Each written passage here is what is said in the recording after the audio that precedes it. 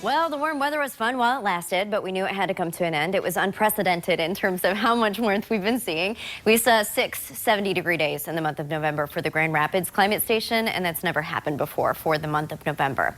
We saw 74 today for a high, and this is the cutoff between warmth and chilly air. Pretty clear because you can see the snow falling in Minneapolis.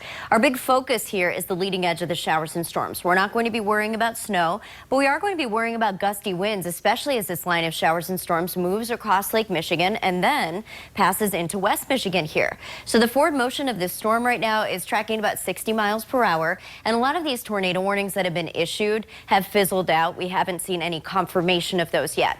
What we have seen is confirmation of 50 to 70 mile per hour wind gusts with this line. So as it moves over Lake Michigan, I think it's safe to say with our wind advisory, we are going to see some wind gusts between 30 to 40 and as high as 50 miles per hour this evening, with everything lessening in intensity by the time we get to tomorrow. So big slur of activity here, and you can see the leading edge is starting to move over Lake Michigan. We also have our own batch of some scattered showers that have started to form on our side of Lake Michigan that may act to weaken this secondary line. So a lot of things coming together here. Again, we're not anticipating severe thunderstorm warnings or tornado warnings, but fast moving systems like this always bear watching. So that's what we're going to be doing in the tracking center. Looking at your temperatures, here's all the cold air that's going to rush in.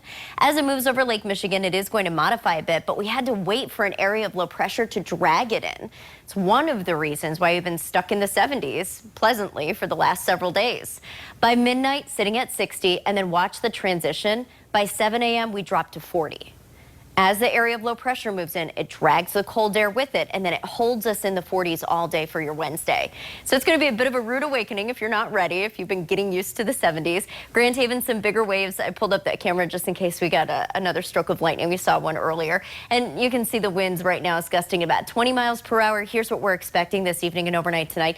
Gusts near 50. Again, definitely a possibility. And that goes for everyone in West Michigan, not just lakeshore areas. By the time we get to daybreak tomorrow, the rain, the thunderstorms, even the clouds starting to depart, and our winds will start to settle down through the day. So this really is a quick hitter of a system. If you just look at the 8-day forecast, it doesn't really make too much of a mark except for the fact that highs tomorrow will be stuck in the 40s. But it's going to get pretty windy tonight as this line moves through, and we will be here to watch it just in case a storm decides to get a little too strong.